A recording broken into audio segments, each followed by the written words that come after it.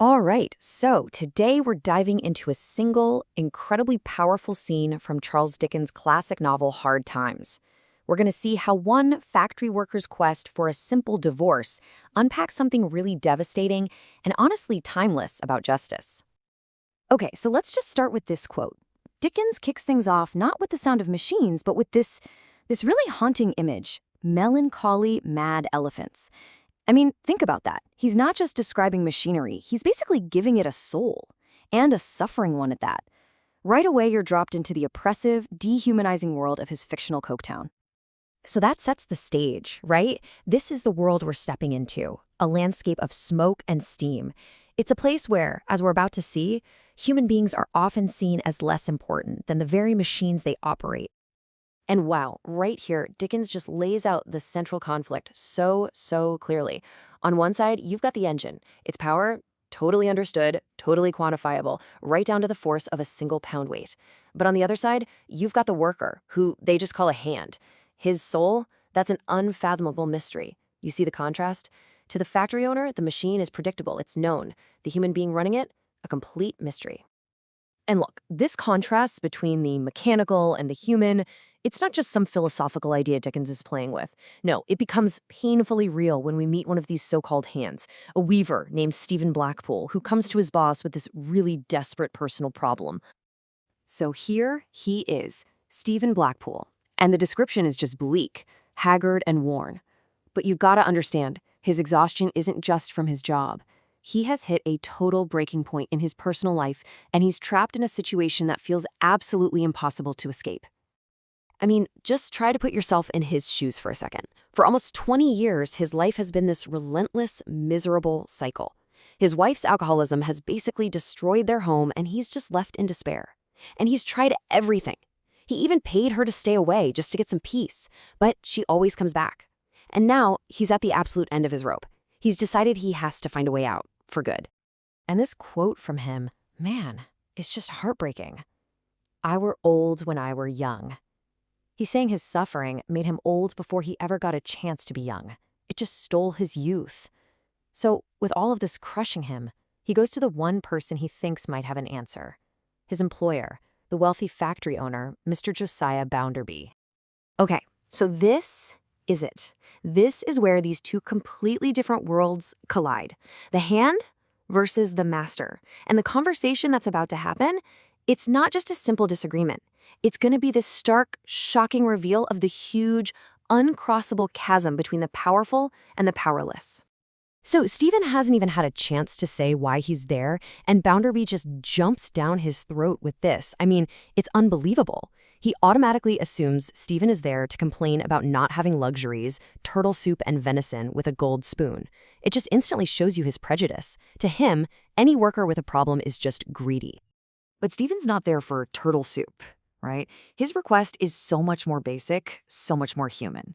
He's not asking for wealth. He's begging for freedom from a miserable life. He's pleading for the chance to be with a woman he actually loves. And right here, this is where we really get to the core of the injustice. Stephen points it out himself. He's seen it in the newspapers. Rich people, they can get out of bad marriages.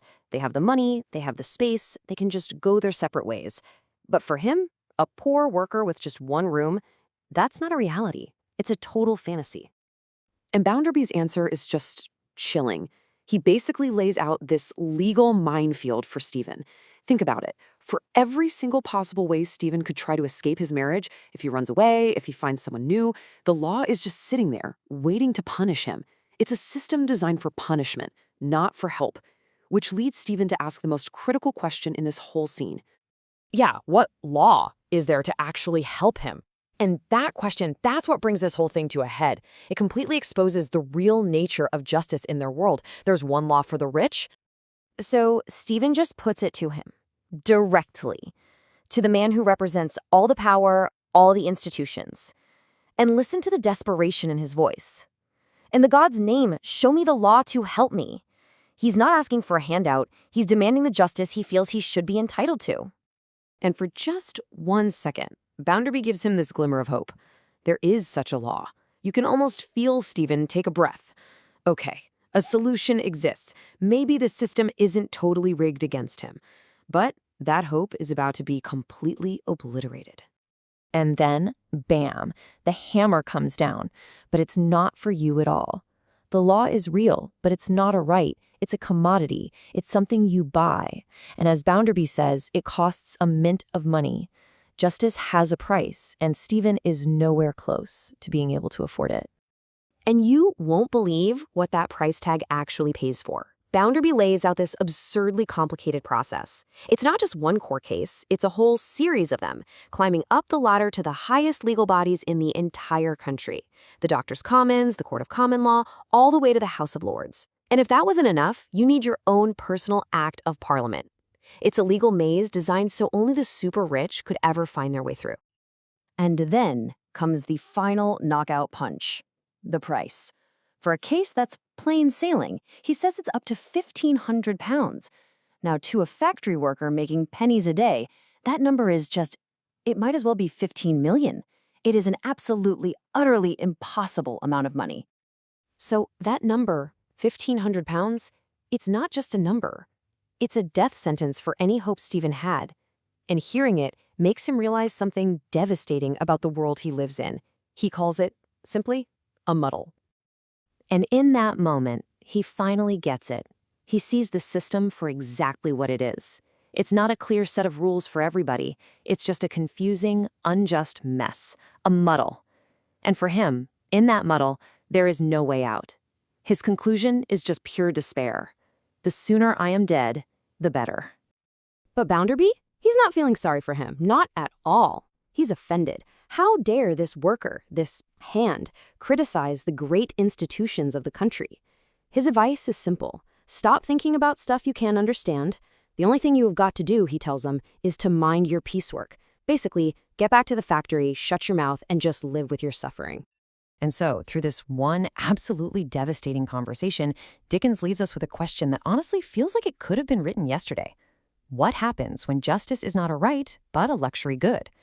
It makes us look at our own world, our own systems, and ask that same really uncomfortable question. Who are they actually built to serve? And who is getting lost in the muddle?